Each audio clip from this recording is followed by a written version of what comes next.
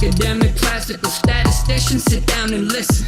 You're about to witness the power of algorithms. Linear regression is sucking us into a recession. Interpretability's dead. The gold standard is now prediction. Please, you think cause a method is new, it isn't bad? Everything about your big data movement is a fad. Eu acho que esse começo aí já fala muita coisa, né? Acho que a gente já tem um comecinho que é muito bom, cara. Eu tenho até uma historinha sobre isso, que eu contratei um estatístico que era pós-graduado em estatística, assim, puríssimo, nunca tinha trabalhado no mercado. E aí o cara começou a fazer um monte de coisa, aí eu perguntei para ele assim, mano, por que você tá fazendo isso, né? Aí ele falou, não, porque é assim que faz a análise. Eu falei, por que você tá fazendo essa análise? Aí ele falou, porque tem que fazer. Eu falei, mas para quê? Que resultado que você quer chegar com isso? E não tinha, né? Porque é muito a pesquisa pela pesquisa, né? E não pela prática. Então acho que tem essa diferença. E aí tem esse outro lado aí que os caras colocam que o que a gente faz é meio bruxaria, né? Ele faz uma comparação ali, né? Quando ele fala interpretabilidade e previsão, né? Por exemplo. Então, eu acho que ele faz uma dicotomia aí entre os métodos estatísticos que tem toda uma... tem, por exemplo, a regressão linear, você tem vários pressupostos, normalidade dos resíduos, homocedaticidade dos resíduos e tudo mais. Então, você vê esses pressupostos, né, quando chega num modelo, por exemplo, como uma rede neural, né, em que cada neurônio lá vai ter uma camada em que vai ser aplicada ali uma transformação que pode ser diferente para cada neurônio, então acaba ficando realmente sem interpretabilidade, né? Você consegue até fazer a conta, mas é muito difícil de você interpretar o processo formador daquele número, né? Então, os modelos estatísticos eles tentam ter uma explicabilidade maior, como a regressão logística, a regressão linear, como foi comentado, né? Então, ele fala, a regressão linear está morrendo, né? E está perdendo essa interpretabilidade para você olhar só para a previsão, né? Então, acertou ou errou, né? Não importa o processo formador daquela decisão, né? Então, no processo, a distribuição não importa, né? O que importa é se está acertando ou se está errando. E agora, como é que chega nisso? Né? Eu acho que ele faz um link em relação a isso, né? E ele passa bastante por isso, né? De como um lado está muito preocupado com chegar rápido em algum resultado e vamos na tentativa e erro, e pouco com o processo de análise, de conhecimento na jornada, né? O negócio é o resultado na ponta. O que você aprendeu durante o caminho, tanto faz. Eu acho que vou dar um play aqui, ó, rápido. Acho que ele termina essa frase, né? Quer ver, ó, rapidinho.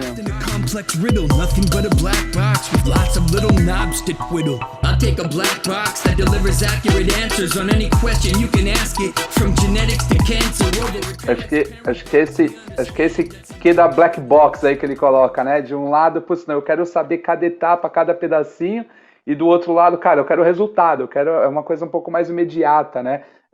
Dá para confiar na black box? Quem está tomando decisão, ele quer saber se o negócio tem um fundamento claro, mas ele não consegue entender toda essa profundidade.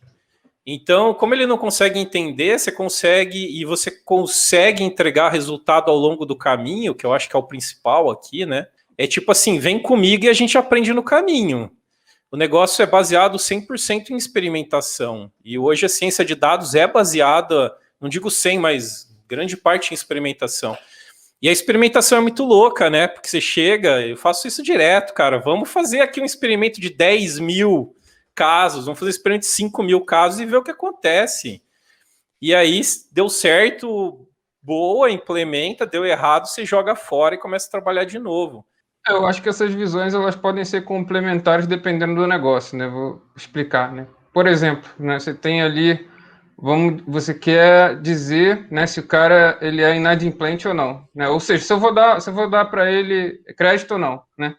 Então, tem toda uma lei por trás, né? Uma legislação, tem a Basileia da vida e tudo mais. Então, você não pode chegar lá e com uma caixa preta e falar, olha, o modelo aqui, ó, tá falando que, né? Você não vai receber crédito, não. Mas por quê? Eu não faço a menor ideia, entendeu? Então, não existe isso, né? Você não pode aplicar esse tipo de modelo para um modelo de crédito, por exemplo. Você não pode, por conta de apoio em legislação e tudo mais, tá? Agora, por exemplo, no caso aí que ele falou, né, de genética, câncer e tudo mais, pô, às vezes, né, você salvar uma vida, né, é muito mais importante do que você entender ali o processo, né, de que como você descobriu que aquela pessoa estava doente, né? Então, eu acho que salvar uma vida, né, é muito mais forte do que você entender o processo. Então, você consegue complementar, né, as duas etapas. Agora, quando você busca também uma estabilidade nessa previsão, né, você tem que trabalhar com os pressupostos, senão o modelo, na etapa de monitoramento, né, você vai quebrar. Né? Você pode achar o melhor modelo ali para uma competição de Kaggle e tudo mais ali pontual, né?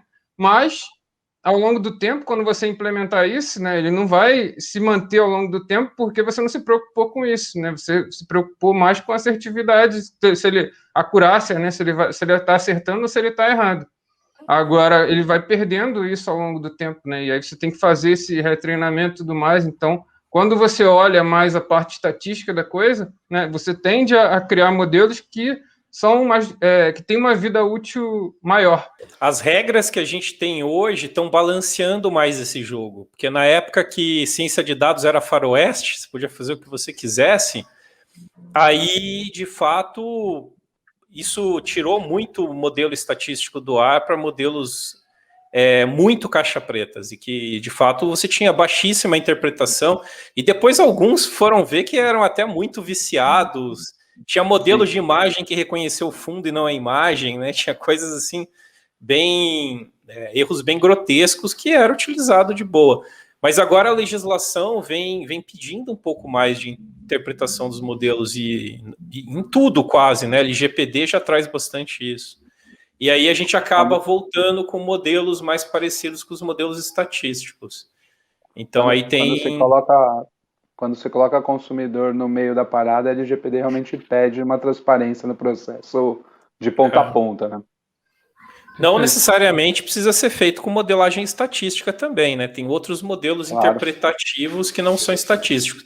Mas eu acho que trouxe muitos modelos estatísticos de volta à nossa caixa de ferramenta aqui. E às vezes a gente acha que não está lá na origem, né, na árvore genealógica da estatística, mas você para para pensar, vamos lá, rede neural, né, uma das mais utilizadas aí em machine learning, né, nessa nova, vamos dizer assim, nova geração, né?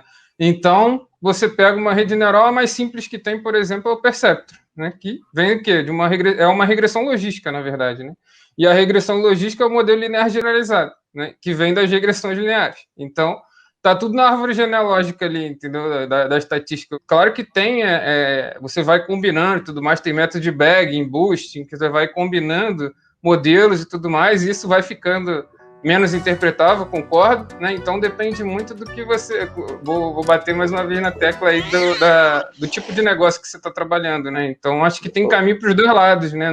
O mercado é amplo para ambos, né? E outra coisa aqui que eu queria comentar é que ele falou aqui, por exemplo, tudo sobre o movimento do Big Data e a moda passageira, né?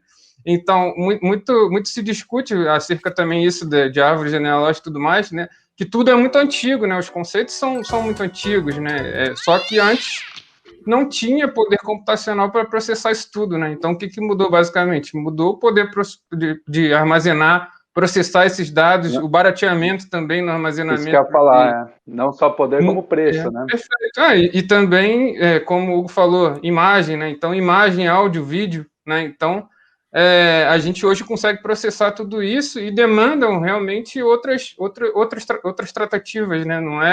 Você não vai conseguir colocar tudo ali na mesma caixa, né? Então são coisas diferentes, né? E a tecnologia é exponencial, a gente não consegue acompanhar isso, né? Mas o Thiagão ele tá ressignificando coisas que não eram assim que eu lembro. Eu lembro minhas professoras de estatística falando assim, esse negócio de rede neural não vale nada, isso daqui é um modelo viciado, isso não funciona, não estudem isso daqui é do diabo. Era desse jeito na época. Hoje essas mesmas professoras, elas falam assim, não, estamos estudando aqui como ajustar probabilisticamente parâmetros de camada escura, tal. Então tem uma ressignificação do passado, né? Das redes neurais e tudo mais, esses modelos mais caixa preta estão tentando, né? Mas é difícil, né? Mas é uma ressignificação. É uma ressignificação. Na época era uma batalha dura entre quem era de um ramo e quem era do outro. Eu fico imaginando. Pode ter sido até elas estão achando exacerbado, agora, né? Pode ter sido Resultou até na morte. exacerbado o comentário, né? Mas as coisas vão mudando ao longo do tempo, né? As ideias são um recorte do tempo, né? O que eu tô falando mas hoje pode não valer daqui a pouco, né? Resultou na morte da rede neural, né? A rede neural ficou sem produzir nenhum artigo científico aí, eu acho que por mais de uma década, uma época. Um bom tempo.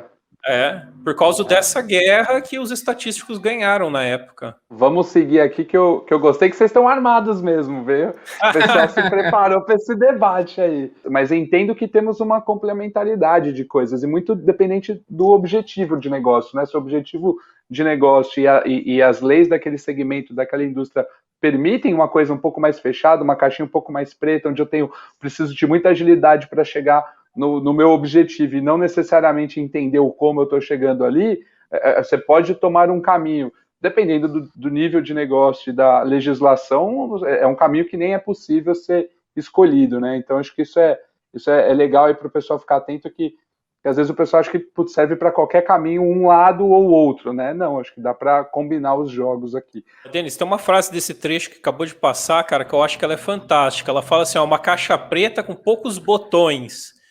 E, de fato, é isso, né? São muitas metodologias, só que cada uma com poucos parâmetros para serem ajustados, e muitas vezes esses parâmetros podem ser ajustados de qualquer forma, assim, aceita qualquer coisa, diferente da estatística que você estima, né? E o que aconteceu? A gente começou a criar um monte de técnico operador de botão de caixa preta, e isso meio que zoou tudo, né?